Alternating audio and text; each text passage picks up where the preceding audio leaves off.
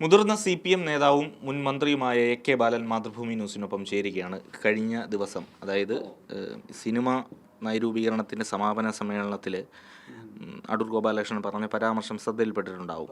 അത് ശരിയായോ? പ്രത്യേകിച്ചും ചോദിക്കാനുള്ളൊരു കാര്യം, പട്ടികജാതി വിഭാഗക്കാർക്ക് അതിൽ നിന്നുള്ളവരുടെ ഉന്നമനം ലക്ഷ്യമിട്ട് താങ്കളുടെ കാലത്താണ് ഈ സഹായം എന്നൊരു പദ്ധതി ഉണ്ടാകുന്നത്. ഇവിടെ ഒരു പ്രത്യേക വിഭാഗത്തെ ഉപയോഗപ്പെടുത്തിക്കൊണ്ടും മറ്റൊരു ഭാഗത്താണെങ്കിൽ ലോകത്തിലെ പ്രഗത്ഭനായ അറിയപ്പെടുന്ന ഒരു പ്രതിഭയെ ഉപയോഗപ്പെടുത്തിക്കൊണ്ടുമാണ് ഈ വിവാദങ്ങൾ രൂപപ്പെടുന്നത്. അതും ഗവൺമെൻറ്റിൻ്റെ ഒരു പ്രധാനപ്പെട്ട ഒരു പദ്ധതിയുമായി ബന്ധപ്പെടുത്തിയിട്ടാണ്. വീണ്ടും വീണ്ടും വീണ്ടും വിവാദങ്ങളിലേക്ക് പോകുന്നത് ഗുണമല്ല എന്നുള്ളത് കൊണ്ടാണ് ബഹുമാനപ്പെട്ട മന്ത്രി തന്നെ അത് പറയാൻ നിർബന്ധിക്കപ്പെട്ടത്. പദ്ധതി പൊളിയന്മാർ ഈ ഒരു ഭാഗത്തുണ്ട്.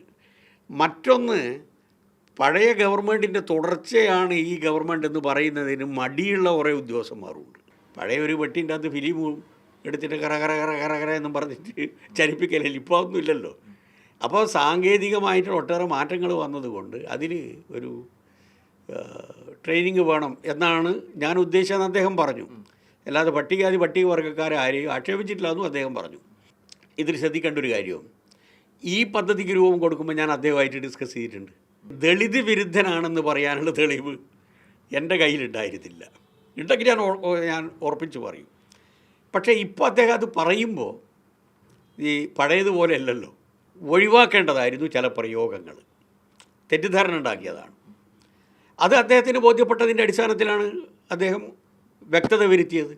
ഒന്നാം പിണറായി ഗവൺമെൻറ്റിൻ്റെ കാലഘട്ടത്തിൽ സാംസ്കാരിക വകുപ്പിനെ സംബന്ധിച്ച് അദ്ദേഹം നടത്തിയ ഒരു പരാമർശം, ഇവിടെ നമ്മളെ ഈ ഷോർട്ട് ഫിലിം ഫെസ്റ്റിവലുമായിട്ട് ബന്ധപ്പെട്ട് സാംസ്കാരിക വകുപ്പിൻ്റെ മുഖം കാണുന്ന സമയത്താണ് LDF വരും, എല്ലാം ശരിയാകും എന്ന് ഞാൻ ബോധ്യപ്പെട്ടത് എന്നടക്കം പറഞ്ഞ ഒരാളാണ്. അങ്ങനെ നമ്മൾ ഒരു ശത്രുവായി കാണേണ്ട ഒരാളാണെന്ന് എനിക്ക് തോന്നിയിട്ടില്ല. ഹേമ കമ്മിറ്റി റിപ്പോർട്ടുമായി ബന്ധപ്പെട്ട് ശ്രീകുമാരൻ തമ്മിയും പറഞ്ഞത് വേണ്ട രീതിയിൽ ഉപയോഗപ്പെട്ടില്ല, അല്ലെങ്കിൽ ആ പ്രതീക്ഷിച്ചൊരു ഫലമുണ്ടായില്ല. അതിനെപ്പറ്റി എന്താണ് ഈ ഒരു സിനിമ? അത് ശ്രീകുമാരൻ തമ്പി സാർ എന്നൊക്കെ പറയുന്നത് നമുക്കൊക്കെ അറിയാമല്ലോ. അപ്പോൾ അവരൊക്കെ പറയുന്നത് നമ്മൾ മുഖവിലക്കെടുക്കണം. അതേസമയത്ത് വസ്തുത എന്താണ് എന്നുള്ളത് അവരെ ബോധ്യപ്പെടുത്തുകയും ചെയ്യണം. ഈ പഴയ കാലഘട്ടങ്ങളിൽ എന്തെങ്കിലും ചെയ്ത ആൾക്കാരെ നിയമത്തിൻ്റെ മുമ്പിൽ കൊണ്ടുവന്ന് ശിക്ഷിപ്പിക്കണം എന്ന ഒരു ശുപാർശയും അതിലില്ല. ഇത് ആവർത്തിക്കാതിരിക്കാനുള്ള പ്രിക്കോഷൻസാണ്. അത് തന്നെയാണ് ടേംസ് ഓഫ് റെഫറൻസിലും ഉണ്ടായത്. മൊഴി കൊടുത്തിയ ആൾക്കാർ ഞാൻ ആദ്യം എന്താ പറയുന്നതെന്നറിയോ? ഈ കമ്മിറ്റിൻ്റെ മുമ്പാകെ ഞങ്ങൾ ഈ പ്രവണതകൾ ചൂണ്ടിക്കാണിക്കുന്നത് നാളെ വരാതിരിക്കാനാണ്.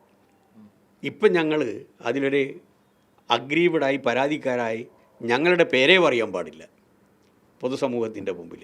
അത് ഞങ്ങളെയും ബാധിക്കും, ഈ വ്യവസായത്തെയും ബാധിക്കും. അതുകൊണ്ട് എക്സ്പോസ് ചെയ്യാൻ പാടില്ല എന്ന് അവർ പറഞ്ഞതിൻ്റെ അടിസ്ഥാനത്തിലാണ് ഇപ്പോൾ കോൺക്ലേവ് ബഹുമാനപ്പെട്ട മന്ത്രി വിളിച്ചത്. അതിൻ്റെ തുടർച്ചയായിട്ട് അവരഭിപ്രായവും കൂടിയും കേട്ട് നിയമനിർമ്മാണത്തിലേക്ക് പോകാനാണ് ഉദ്ദേശിക്കുന്നത്.